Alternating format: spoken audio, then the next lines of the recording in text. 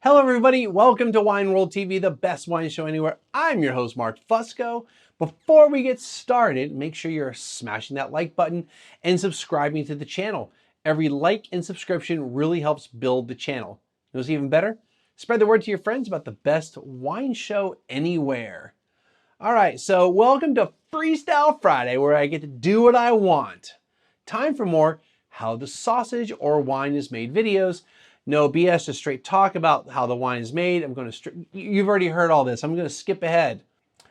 Today, we are going to cover regenerative agriculture or farming. I'll often refer to it as RA for the rest of the episode. While I've tried to keep the past several episodes to a reasonable length, this one will be probably a little bit longer as we are focused on the agricultural part and not so much on the winemaking part. The certification for regenerative agriculture is for agriculture and how a business operates, not necessarily the production of something like wine. So there really isn't a part 2 that would cover RA wine. Wine is a part of that class of products where you may control the entire supply chain and it all happens on the same property. Many other products are made from agricultural materials, but the manufacturer doesn't own the farm or even have the processing plant on the same property, even if they do own the farm. I'll start with a little personal background on this. Up until about 2 weeks prior to writing the first draft of the script, which was August 31st of 21, I had never heard of this type of farming. An industry friend, Moxie, came to visit me at my day job to taste me on a wine from a familiar winery. During the course of the tasting, the subject of these videos came up and she started telling me about RA. I was surprised and had never heard of this term, considering I was at least a little bit familiar with many of the practices used. She gave me some places to look to for more information, including a documentary called Kiss the Ground. It's available on Netflix for free. If you don't have Netflix like me, then you can rent it for $1 for a 24-hour period on Vimeo. So I watched it, and as a documentary, it is well made and checks all the boxes these kinds of movies need to do to present their point of view. Lots of true believers and activist celebrities are part of it. I'm not trying to put this down. It's not just a bunch of celebrities, but actual people who practice RA and scientists who promote it. There is some great info in the movie, and it serves as a foundation to what this episode will cover. During the writing of this script, I definitely became more informed about RA. So you can blame, or more correctly thank, Moxie for spurring me on to make this its own episode rather than make it a footnote. Those in the Texas wine industry and elsewhere probably know Moxie. I'll say this, she is a great human being and I've always admired her for her knowledge and her convictions. Not just in the industry, but as a person. I really consider myself lucky to know her. So what is regenerative agriculture? Well, let's let Wikipedia start us off. Quote, regenerative agriculture is a conservation and rehabilitation approach to food and farming systems. It focuses on topsoil regeneration, increasing biodiversity, improving the water cycle, enhancing ecosystem services, supporting biosequestration, increasing resilience to climate change, and strengthening the health and vitality of farm soil. Regenerative agriculture is not a specific practice itself. Rather, proponents of regenerative agriculture utilize a variety of other sustainable agricultural techniques in combination. Practices include recycling as much farm waste as possible and adding composted material from sources outside the farm. Regenerative agriculture on small farms and gardens is often based on philosophies like permaculture, agroecology, agroforestry, restoration ecology, keyline design, and holistic management. Large farms tend to be less philosophy-driven and often use, quote, no-till and or, quote, reduced-till practices. As soil health improves, input requirements may decrease, and crop yields may increase as soils are more resilient against extreme weather and harbor fewer pests and pathogens. One of the boldest claims of RA is that it can not only reduce CO2 emissions, but also reverse it via the sequestration of CO2 into the plants and soil. So let's look into more detail what this farming philosophy is and how it applies to viticulture and the resultant wines. We'll also talk about the relatively new certification. This type of agriculture didn't appear as a term until the early 1980s with the Rodale Institute. The Institute has been around since 1947. It is a nonprofit that supports research into organic farming. Shortly afterwards, they stopped using the term until 2014 when they released a white paper titled Regenerative Organic Agriculture and Climate Change. According to that paper, RA could sequester more than 100% of current annual CO2 emissions with a switch to common and inexpensive organic management practices, which we term regenerative organic agriculture. Besides the claim of drawing down massive amounts of CO2 currently in the atmosphere, the word organic became part of the term. RA is rooted in organic agriculture, and organics has become big business now.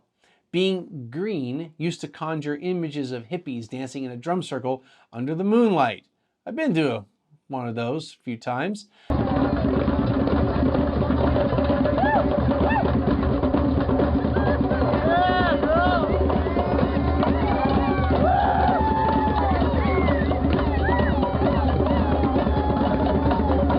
Now, big businesses in all types of industries are embracing it for many reasons. When it comes to agriculture, there has been a push over the past 10 to 20 years or so to move towards adopting more organic practices. RA is one of those that is getting a lot of interest from companies like General Mills, PepsiCo, and Nestle investing billions into this. The Wikipedia entry has a long list of practices that I won't go through. However, RA shares a lot with organic and biodynamic. Some of the things that it shares with either or both are organic farming. This is an absolute must. It shares the same organic standards that both organic and bio have. All three systems are based on the USDA's definition of organic agriculture. Crop rotation. All three advocate using crop rotation. In the case of a vineyard or other perennial crops, you can't directly practice this. However, the use of cover crops qualifies as crop rotation. Cover crops. Speaking of cover crops, all three rely on this concept to help with numerous things that I covered in prior episodes on organic and biodynamic farming. Livestock or animal integration. Bio focuses more on this with the making of compost, but organic farming can incorporate this. Compost. Like I said with livestock or animal integration, this comes more from biodynamics. I'll highlight a few that I think differentiate RA from both bio and organic. Conservation farming or no-till farming or minimum tillage. I'll get into this a little later, but this is one of the main tenets of RA. Agroforestry. While bio does have a bit of this from what I found, RA has a larger focus on it. This doesn't mean that you have to have actual trees like a forest, but you can also have shrubs. Polyculture. This is planting different crops at the same time in the same place. Rather than each section of a farm being dedicated to a single crop, there's a mixture of crops. This works better for some crops than others, but it's like having a super cover crop in that there is a balance in nutrients being absorbed and put back into the soil. Borders planted for pollinator habitat and other beneficial insects. So biodynamics does encourage insectaries. However, neither organic nor bio specifically call for pollinators, also known as bees. Bees are mentioned with biodynamics, but RA actively encourages integrating them on the farm. Of course, you can find examples where an organic or biodynamic farm or vineyard is using these things, and not every RA farm will have all of them. But these are things that help define RA over the others. One of the big takeaways for me is that RA is taking the best bits of organic and biodynamic and combining them with the concept of carbon sequestration and no-till or minimal-till farming. Let's talk about no-till first. Just to clarify, when I say no-till, I'm referring to no-till or minimal-till or conservation farming. In the movie Kiss the Ground, a gentleman named Ray Archuleta is shown talking to farmers all over the country. He advocates a lot for a no-till approach. He also talks a lot about one of the benefits being carbon sequestration. Besides that, what else does no-till do for a farm or vineyard? Well, the active tilling disturbs the soil greatly. Proponents of no-till farming point to the following benefits: less soil erosion in certain soils, especially in sandy and dry soils on sloping terrain, an increase in the amount of water that infiltrates into the soil, soil retention of organic matter, and nutrient cycling. No-till farming isn't exclusive to any single system of agriculture. It's most associated with non-conventional farming, but it can be used in any type of agriculture. In conventional farming, no-till will still use herbicides. Continuing with the Wikipedia entry on no-till farming, quote, there are 3 basic methods of no-till farming. Sod seeding is when crops are sown with seeding machinery into a sod produced by applying herbicides on a cover crop, killing that vegetation. Direct seeding is when crops are sown through the residue of the previous crop. Surface seeding or direct seeding is when crops are left on the surface of the soil on flatlands. This requires no machinery and minimal labor. Tillage is dominant in agriculture today, but no-till methods may have success in some contexts. In some cases, minimum tillage or low-till methods combine till and no-till methods. For example, some approaches may use shallow cultivation, that is, using a disc harrow, but no plowing or use strip tillage. The equipment typically used for seeding is called a seed drill. You remember this from the device that Jethro Tull invented back in 1701. There are a variety of companies that make these seed drills that have minimal impact on the soil. In essence, they create a very shallow indentation in the soil and use what is known as an air drill to plant seeds. This keeps the topsoil intact and reduces the loss of moisture. This is especially beneficial in areas with very low rainfall. Southern Hemisphere countries have adopted this type of farming more than other places. Australia, Argentina, Brazil, Paraguay, and Uruguay are the leaders in this. Australia, 79% of their cropland, as in all crops, use no-till. In South America, the previously listed countries range from 50% for Brazil to 90% for Paraguay. The latest figure from 2017 is 21% of cropland in the US is using no-till. I didn't see anything afterwards, after that year. Depending on the situation, no-till can be more profitable than normal tillage. This is due to less labor, fuel, irrigation, and machinery costs. Yield may increase due to better water retention. As mentioned before, soil erosion is reduced, which is one of the main goals of no-till. When you have soil erosion, you're left with dirt rather than soil. What's the difference? Well, at its most basic, dirt is soil devoid of nutrients, devoid of life, and devoid of biodiversity. No organisms or very few are in dirt. Barren land. This is what using synthetic fertilizers and pesticides can do to soil. Dirt is what creates all that dust you see during the planting season. What created the Dust Bowl of the 30s when synthetic fertilizers had become commonplace. Synthetic pesticides hadn't become a thing until the 1950s. This barren land is known as desertification. According to the Agricultural Research Service of the USDA, no-till makes soil less susceptible to erosion versus plowed soil in areas of the Great Plains. Now, again from the no-till entry in Wikipedia. Quote, the first inch of no-till soil contains more aggregates and is 2 to 7 times less vulnerable than that of plowed soil. More organic matter in this layer is thought to help hold soil particles together. As per the Food and Agriculture Organization, the FAO of the United Nations, no-till farming can stop desertification by maintaining soil organic matter and reducing wind and water erosion. All this leads to a reduction in dust. Just like any change in agriculture, many of these benefits take time. You're not going to see it in the first year. It can take upwards of 5 years or more. During this transition period, there may still be the need to use things like fertilizer and herbicides. However, the farmer or wine grower should rely less on these and rely more on other things like animals to help break up the increase in coverage by organic matter of the soil. This coverage can make it difficult to plant seeds and eliminate weeds. More powerful seed drills might need to be employed. The use of heat can help reduce or eliminate the use of herbicides or controlling weeds. Organic and biodynamic agriculture both address weed management through the use of cover crops, compost, and animals rather than herbicides. So using the organic approach to RA rather than conventional will help in that transition. There is an overall benefit to using a no-till type of farming, but there is a lot of resistance in the US, plainly due to farmers having been using tilling all their lives, and that's what the previous generations did. So a lot of tradition works against it. From all that I've read, heard, watched, etc. concerning no-till, the concept of carbon sequestration is a major factor. I've already mentioned that this is one of the main pillars RA is built on. The concept goes like this. Tilling the soil releases carbon and moisture in the air.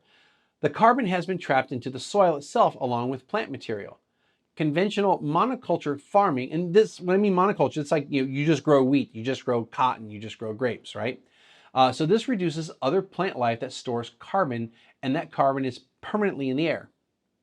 This buildup has been happening since the Industrial Revolution and conventional farming, which includes tillage for a monoculture crop, and that has been contributing to the steadily increasing amount of CO2 in the air.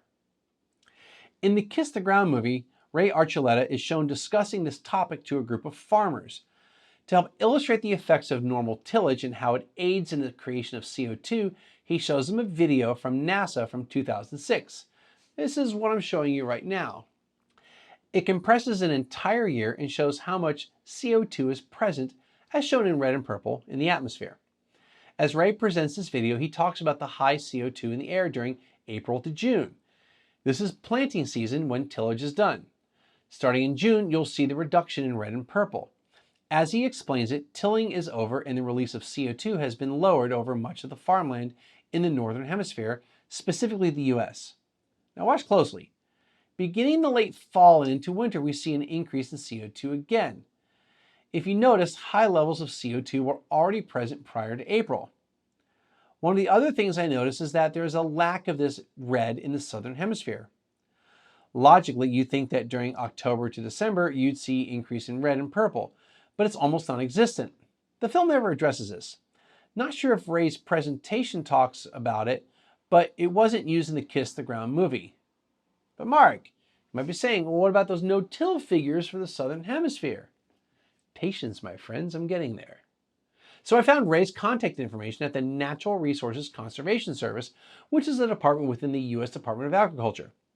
Problem is that when I looked him up, there was mention that he had retired from there. Ray's inclusion in the movie predates his retirement. I found out that he is now with the Soil Health Academy. While his contact information isn't directly on the website, they did have a generic contact form. I asked about this discrepancy, but have yet to hear back. And like I wrote this like over a month ago. It's October 1st, like midnight October 1st. Anyway, I searched for the original video. It wasn't, as far as the NASA video, it wasn't hard to find on YouTube. And this is the video I've been showing you, okay? It's on the channel for NASA's Goddard Space Flight Center. I will link to it below. In the video's description, they provide a download link. The original video has its own narration. The explanation given for all of this is that beginning in June, there is higher photosynthesis in plants. This is what draws down the CO2 in the air. This corresponds to the stopping of tillage, as Ray points out. I would also posit that this corresponds to a general reduction of CO2 being released from the very farm equipment that does the tilling. As you've been watching the video, you'll remember that beginning around October-ish, the red and purple starts to increase. This is during harvest and also when the plants are slowing down photosynthesis. This reduction continues throughout the winter and into the first part of spring when photosynthesis resumes. In this particular year, I noticed during the height of winter, it seemed like there was the highest amount of CO2 in the air. What also happens during harvest is the increase in farm equipment and their production of CO2.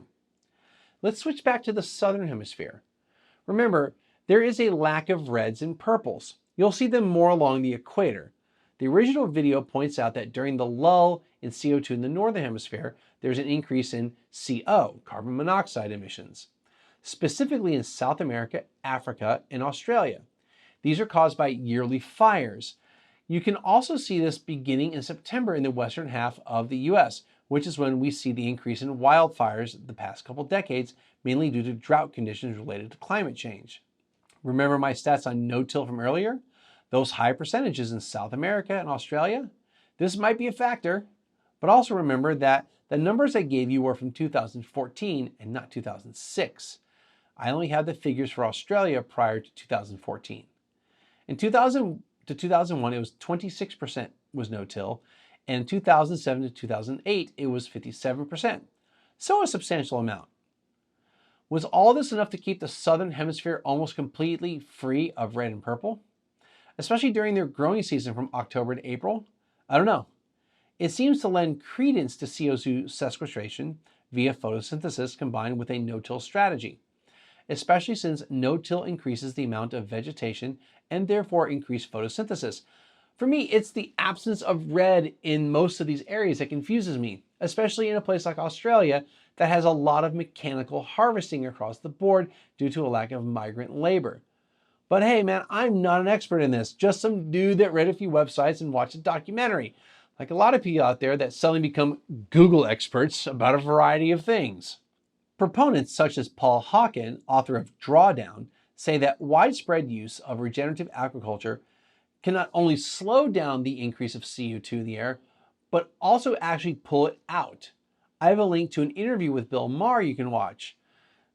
Paul is also featured in the Kiss the Ground documentary. The thing is this, ever since the Industrial Revolution, we've been pumping out CO2 into the air. And while plants do absorb CO2, there is an amount of CO2 that is considered to be permanently in the atmosphere. This number has been slowly rising, even with the efforts to control it. Even if we stopped all CO2 production today, the amount of permanent CO2 will always be there, hence it being called permanent. RA, through soil conservation and increased vegetation, will draw down that CO2 into the soil and plant life. One of the things brought up to help with this sequestration is effectively having a system of rotational grazing. Similar to crop rotation, a livestock is confined to a section of pasture land to graze. Each day they are moved to another spot. Over the course of say 9 to 12 months, the grass has had enough time to regenerate and keep sequestering the CO2. You'll find some criticisms of this concept of CO2 sequestration. I'm really having a hard time with that word in relation to RA out there, especially this grazing concept. There's always, well, almost always, two sides to these kinds of things, especially when the concept is somewhat new and radical. Look at you, Galileo. It's not just sequestering the CO2 in the soil, but also plant life. Most searches for all of this turn up a lot of results in favor of soil sequestration, in addition to other methods. It seems that soil sequestration has the best chance of doing this in less time and for less money. I've linked a few articles for you to look at. There are some pretty creative ways, so check them out. One more time for the record, I'm not an expert in all this, but it does seem plausible. What about the moisture I mentioned? Well, here's a graphic I pulled from a paper about the rain cycle. The less moisture the land contains, the less rainfall that will happen inland. According to the Kiss the Ground movie, 60% of the rainwater comes from the ocean and very, very large bodies of water. The rest comes from the moisture contained in the vegetation and soil.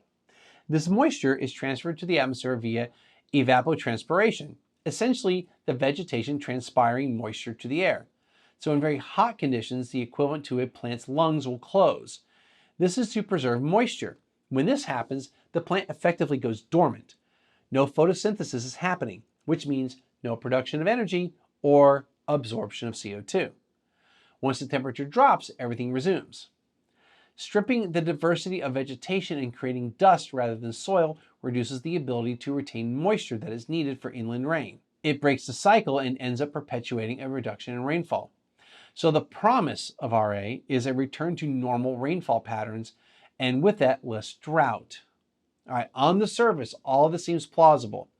Given how I got introduced to this and the wineries that are either participating in this or moving towards this kind of agriculture, I'm inclined to get on board with it.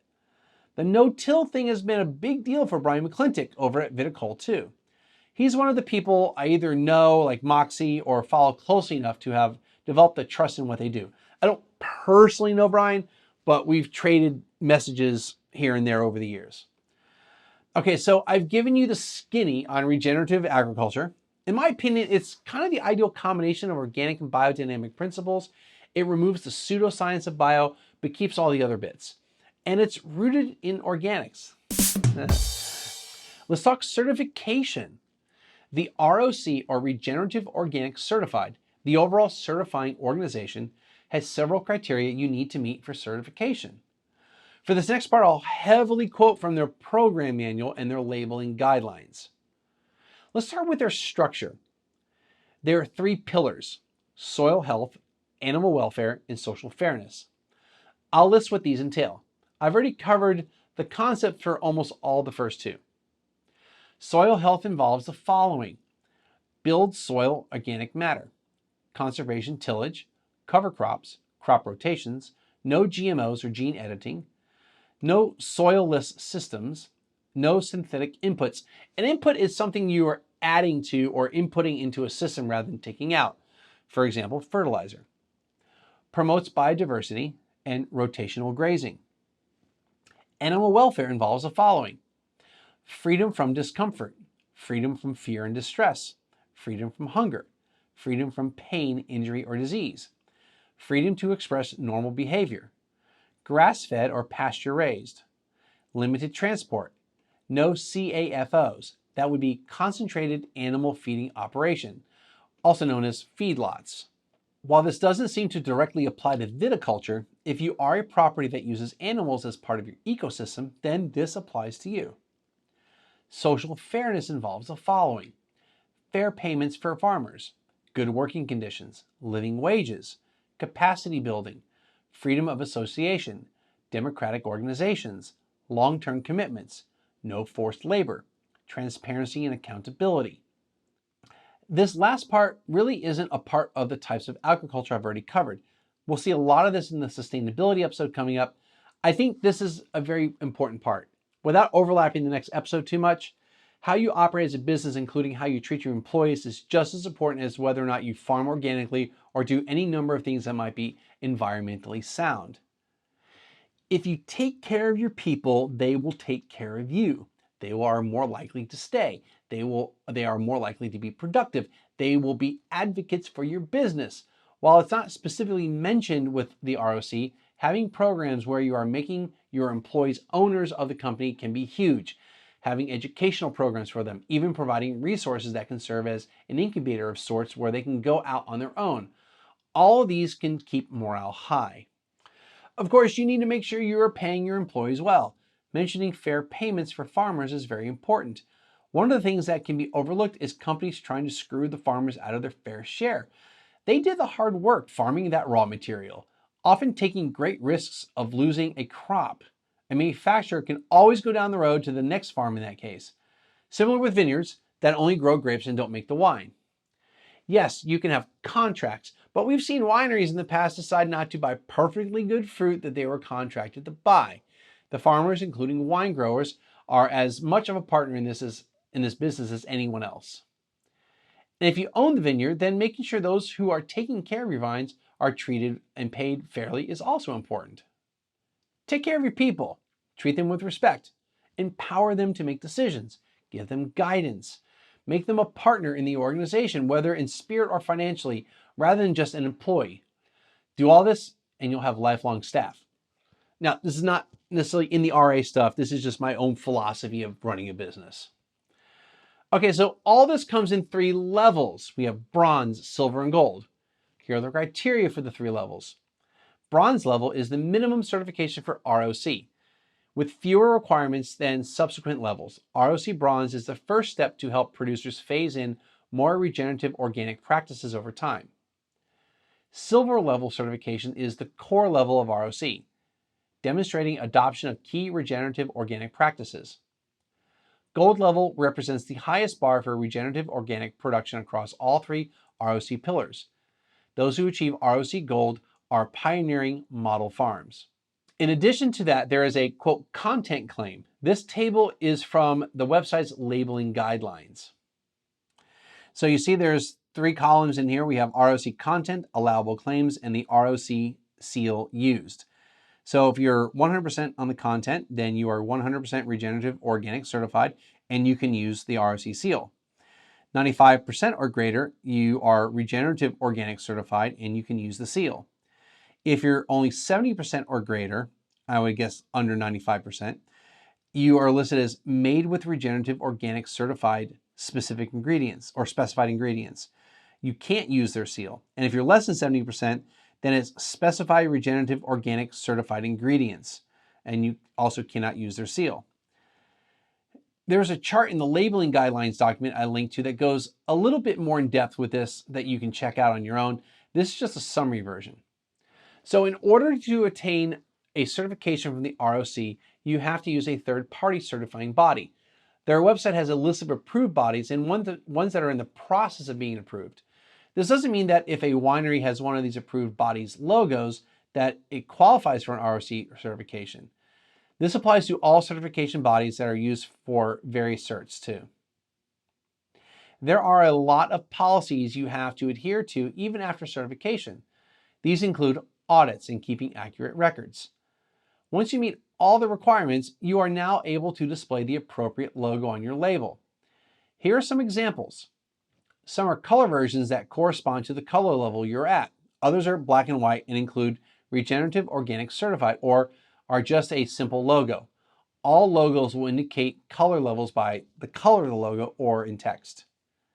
There's a lot more in the labeling document that is pretty extensive and is more than we need to get into right now, especially given the length of this episode. I've also linked to their processor criteria document. This goes into detail what's allowed overall.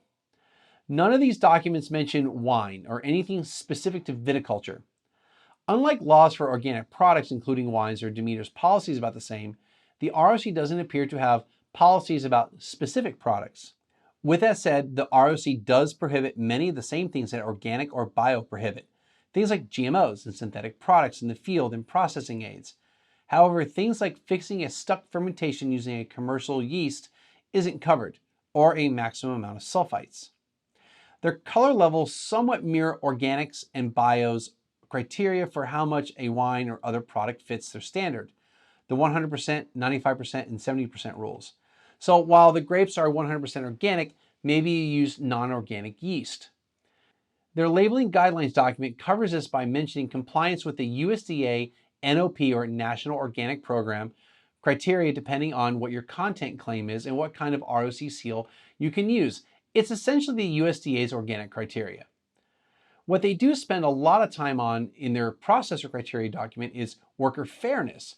So I'd say look for both an ROC logo and some other certification statement or logo regarding organic or biodynamic. This might be overkill, but having two of these logos or statements will shed more light on the wine. What about the wine? All this is just about farming in general. Well, the concept of wineries adopting this farming practice is very, very new. Mind you, not the overall concept embodied by organic or bio, but putting all of it under the RA umbrella. It's so new as far as any kind of certifications, very few wineries are certified. Troon Vineyards out of Oregon's Applegate Valley was the first Oregon winery to get certified in RA in June of 2021. In September 2020, Tablas Creek in Paso Robles, California was the first vineyard in the world to get this certification. Other wineries and vineyards like Robert Hall, Gamble Family Vineyards, Hoops, and Dark Horse Vineyards, owned by Paul Dolan, are all practicing some form of RA. Paul Dolan sits on the board of the directors for the ROC, the Regenerative Organic Certified, the body that gives out the RA certifications. They are part of the 501c3 Regenerative Organic Alliance.